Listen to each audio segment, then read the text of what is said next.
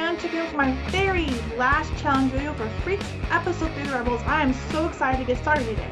A while ago, Kristen tagged her followers in the Voices of YA tag, and I thought it'd be perfect to do my very first ever tag on YouTube with my last check-in video for episode 3 of the Rebels. So I'm so excited to get started.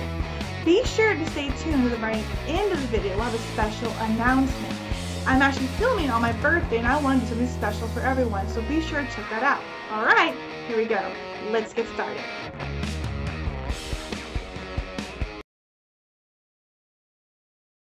What draws me to YA is one of my favorite types of stories to read are coming-of-age stories. I love when characters start off when they're kind of down on themselves, they don't think they matter or they can do anything to change the world, and as they grow they realize, yeah, they end up having a big change and a big effect on their world, and they become these strong, heroic characters are one of my favorite type of stories to read. So I love coming-of-age stories.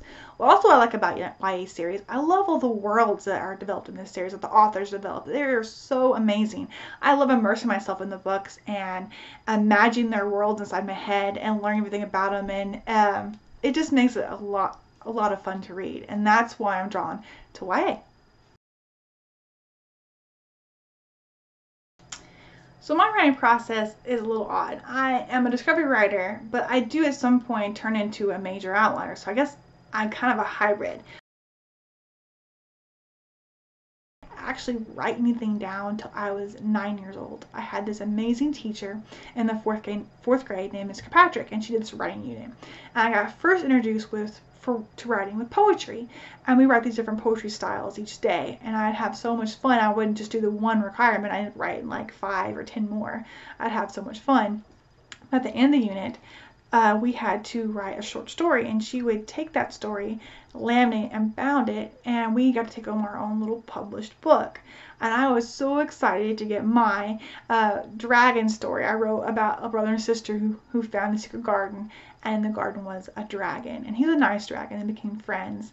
And when I got that, I was just hooked, and I decided that's what I wanted to do. I wanted to be an author. The second part of this question is where you are now in your writing journey. Well, now I'm currently working on the Freaks series, and episode 1, The Guardian, episode 2, The Messenger, and episode 3, The Rebels are currently out, and I have planned 2 more episodic novels for the first season of the Freaks.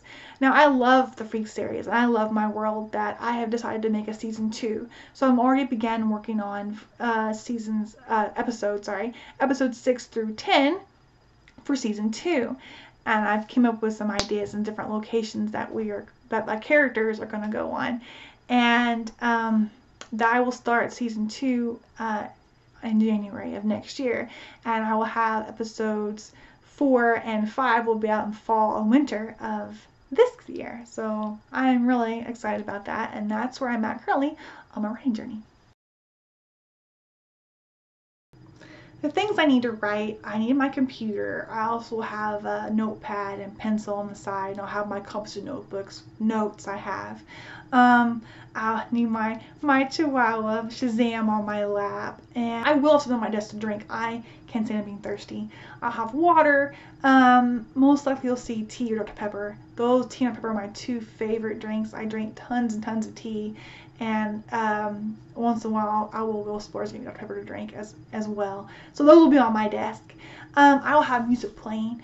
I am not the type of person that likes silence. I just can't stand it. It drives me insane. So even around the house when I'm playing video games or doing chores or whatever, I will have my record player playing, or I'll have YouTube on. So I have something always in the background. So for writing, I will have something on in the background as well. But it serves more of a purpose than a white noise when I'm writing. I need the music to help me feel the emotions my characters are feeling and bring intensity to the scenes I'm writing. I'm not necessarily, when I come down and sit down to write, I am not feeling angry or sad or depressed. I'm like, yay, I have time to write. So I'm usually really excited and happy, so I'm not feeling those emotions. So I need music to help me get into the place where, okay, this is what's going on. This is what my character is feeling, and help me convey that on paper better. My writing advice for writers would be to create a writing schedule. For me, a writing schedule helps break writer's block, improve your writing, and help keep your creative process going. When I first started writing The Freaks, I really didn't take it very seriously, and I wrote really sporadically. When I did start taking it seriously, I made a schedule, but it wasn't a very good schedule. It was still pretty much basically sporadically. I'd write for 3 hours, but it may be once every 2 weeks or something. And it took me a long time to finish my first draft. When I did finish my first draft, I had decided that this is something I need to take seriously, and this is a goal I wanted to complete in my life. So I made a better time schedule, and I kept to that time schedule. Now, time schedule was for me, I made to complete deadlines and to make goals, and I could help not think about things I was scared about, conquer those fears. But something that happened that I wasn't expecting from the creating the schedule was I was able to beat writer's block quicker.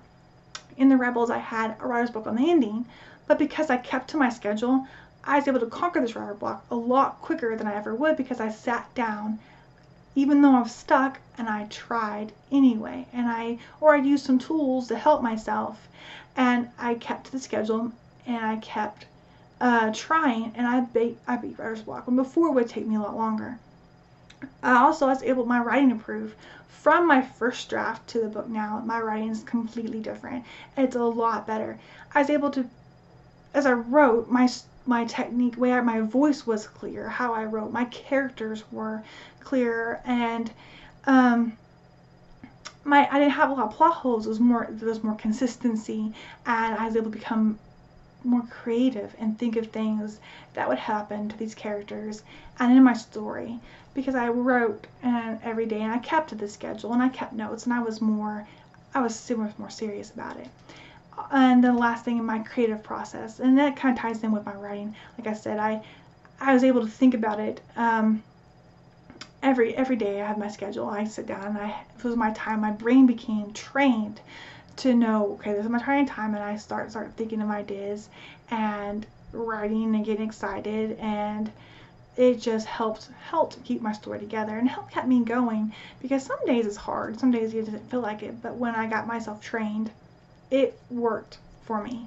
When I first started, it was hard because I wasn't used to writing after work, and when I did, I didn't really feel like it. I was like, oh man, I didn't want to do anything. I really didn't produce a lot of words when I started, and I had to use a lot of my writer block tricks to help myself break that. And once I got used to doing it, though, I started thinking of ideas. Like, I may start a chapter, and then the next day I'd finish it, and I kept going, and eventually I was able to do a couple chapters a day and edit and then do chapters, and it ended up being in this hour, this time I was separated, had scheduled for myself, I write more than I wrote 3 hours sporadically. So this just proved to me that a writing schedule was so important, and it is something I definitely recommend for writers to do, is to create a writing schedule for yourself.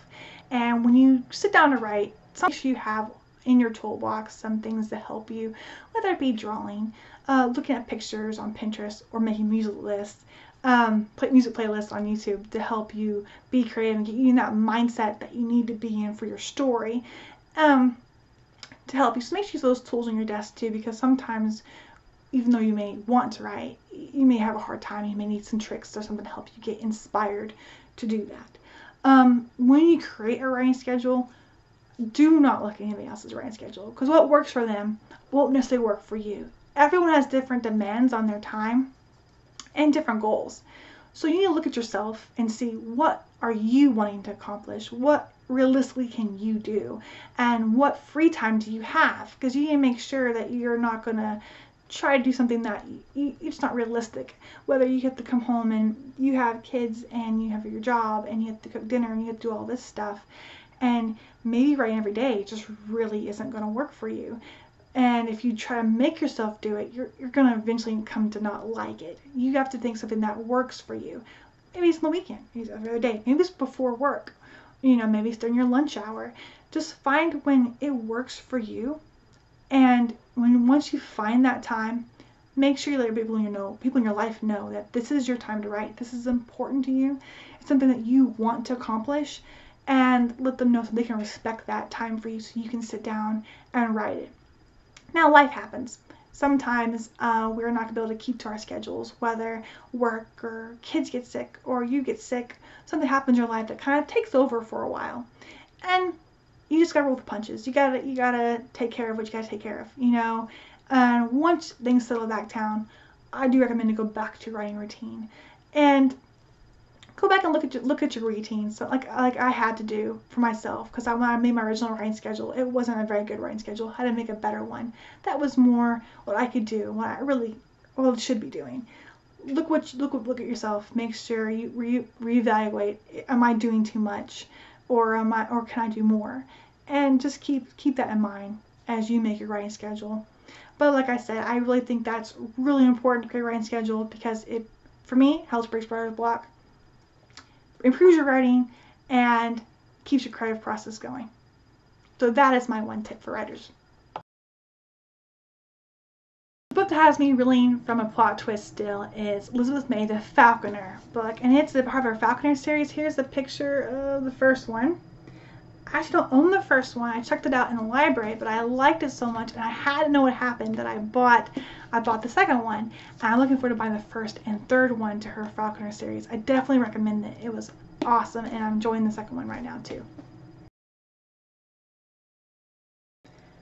The books I'm most anticipating for this year are Flame in the Mist. I've heard a lot of good things about that. It's set back in feudal Japan with this strong heroine character, and I'm really excited to see what that story's about and to read that one. The second one I'm looking forward to is Fallen Kingdom, which came out this year as well. It's the third book in the Falconer series. Now, I've read the first one. I'm currently reading the second one, The Vanishing Throne.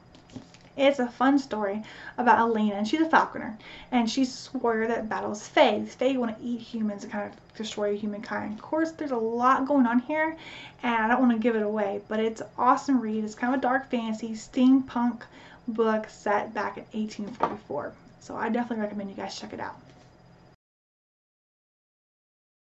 The young adult series that I think has the most interesting premise is Lunar Chronicles, and here's Cinder, the very first book in the Lunar Chronicles. I love this series. I have read 3 of the books so far. Cinder is my favorite character. I love how the author takes these fairy tales and throws them into a dystopian science fiction future where there's spaceships and people on the moon that have powers and cyborgs. It's such a neat idea, and it's such a fun read. She has this world where she develops, so it's just awesome. I love the world. It's really big and massive and has all these neat things inside of it, and it leaves you wondering what's going to happen next, what's hidden around the corner. And I love it. It is, if you read my blog on my top 10 fiction books, this made the list because I love this book and I love this series. So if you haven't read this yet, definitely should. It's awesome.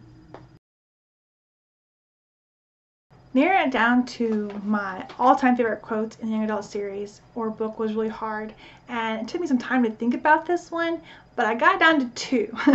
So I'm going to go ahead and read those now.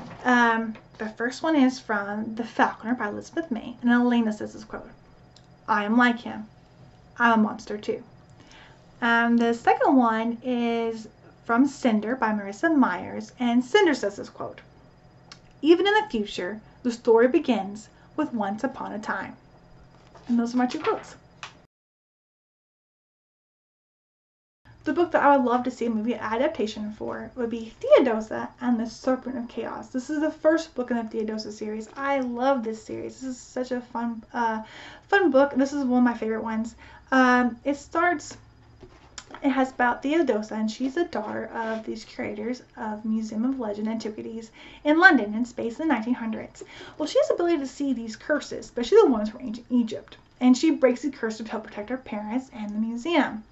Well, her mom brings back this one artifact that has a pretty deadly curse on it. The curse is so bad that it could destroy the entire British Empire, and she has to figure out how to stop this curse.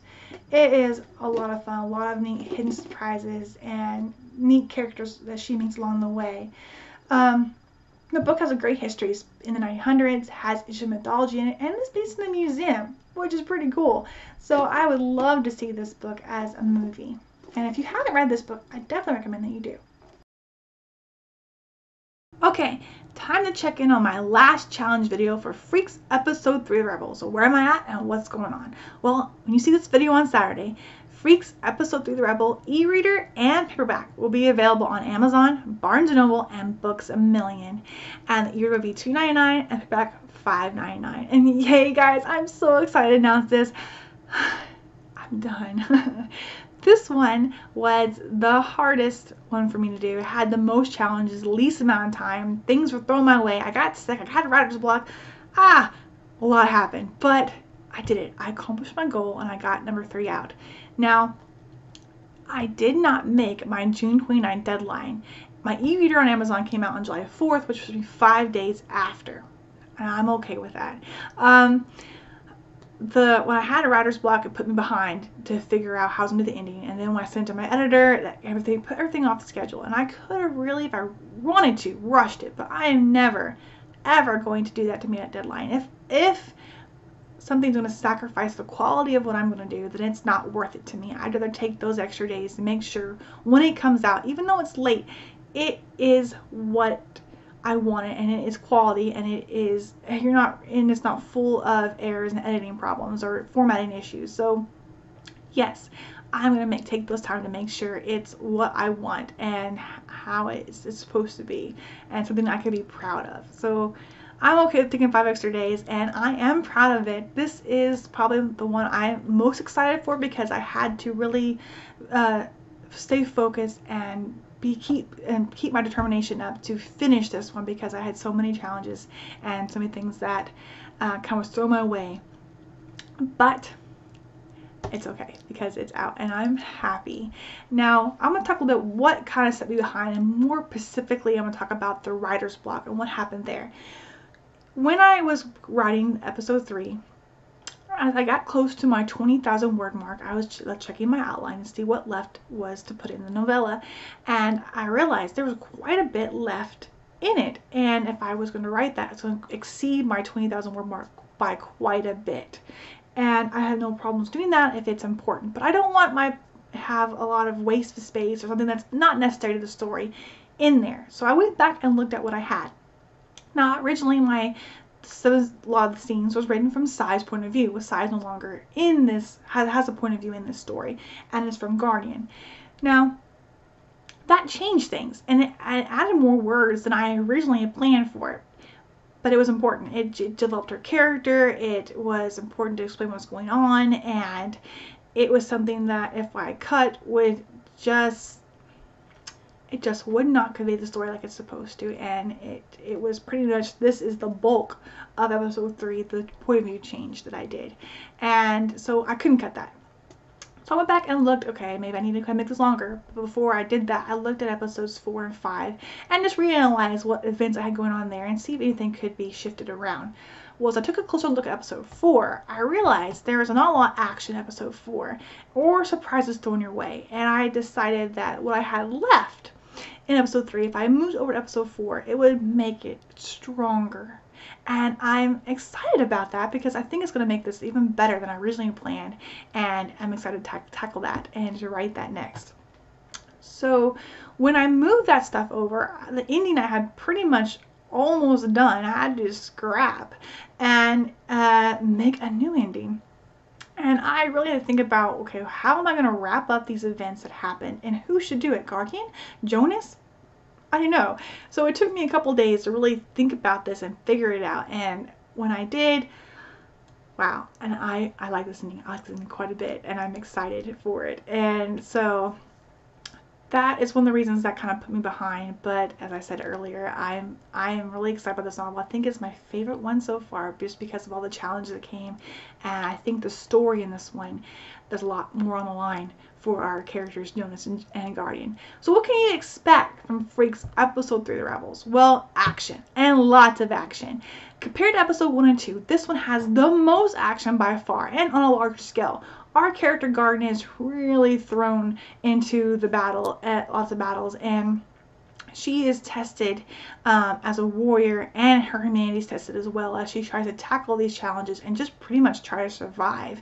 And she has to remember and what she's doing this for. For Jonas, this one challenges what is really important to Jonas, what is he really wanting in his life? And as he goes through this, there's lots of things that happens to him along the way, and there are surprises in this one, and these surprises definitely set the tone for the rest of the series. Definitely in book episode 4, these are surprises that will change and shape the upcoming novellas in this series, so be ready for those. I am just thrilled that this is done. I'm excited for you guys to read this, and I am ready to start my next one, and I'm going to talk about what's in store for me and what's my next work in progress.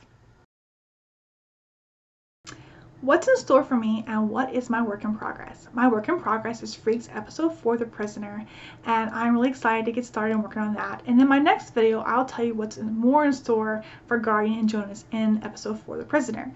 Right now, I like to focus on what I'm going to do now since my challenge video is technically coming to a close.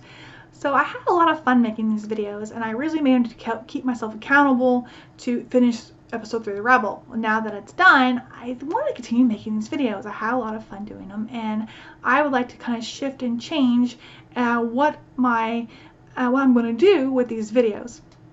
I'm a teacher, and last year I taught an after-school program as a writing club, and I had so much fun working with these guys and helping them and giving them encouragement on their writing journeys, and it was just an amazing year, and I look forward to doing that again next year.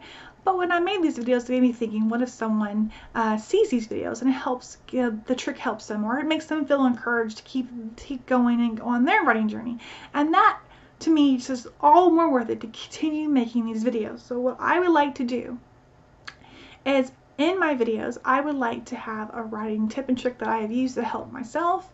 I will give a check-in where I'm at on episode 4, The Prisoner, and then I thought it'd be cool to do an interesting fact about my characters or my world in the Freak series. So that's what I would like to do for my next video, and I plan to make a video every 2 weeks. And I am excited to start this new venture. And now it's time for my birthday announcement. My birthday announcement is Freaks episode 1, The Guardian's e-reader, will be only 99 cents on Amazon to July 15th. So if you've been wanting to check out my series, the first one's on sale, so this is a great time to try. Remember though, after July 15th, my e-reader will go back to the original price of $2.99. So I hope you guys check it out. Okay guys, that's it for me today. Thank you so much for watching. If you like this video, please give me a thumbs up. If you want to see more videos from me and check out my new writing tips and trick videos, which will be coming out shortly, please subscribe. I thank Kate and Lambert for coming up with the Voices of YA tag, and I'm leaving her link down below. I'd give a big thanks to Kristen Martin for tagging me in the Voice of YA tag. Thank you so much, Kristen. I really appreciate that. This has been a lot of fun. I'm linking her channel down below as well. She has a great writing advice channel, and she's also the author of the Omega series and a new series she has coming out this fall called Shadow Crown. So be sure to check her out, guys. She's awesome. Last part of this video, I need to tag someone else. I like to tag any aspiring writer, anyone who's been wanting to make a YouTube video, or anyone that just loves young adult books. I encourage you guys to make this video with this tag, and if you do, please leave your link in the comments so I can check out your video. If you want to purchase Freaks episode 1, The Guardian, Freaks episode 2, The Messenger, or Freaks episode 3, The Rebel, they're currently available on Amazon, Barnes & Noble, and Books A Million, and their links will be down below. If you've been wanting to check out the Freaks series, Freaks episode 1, The Guardian is currently on sale on Amazon for 99 cents and will be to July 15, 2017, so hope you guys check it out. Okay guys, hope you had an awesome 4th of July, hope you have a wonderful weekend, and now it's time for me to sign off so I can go celebrate my birthday. Bye.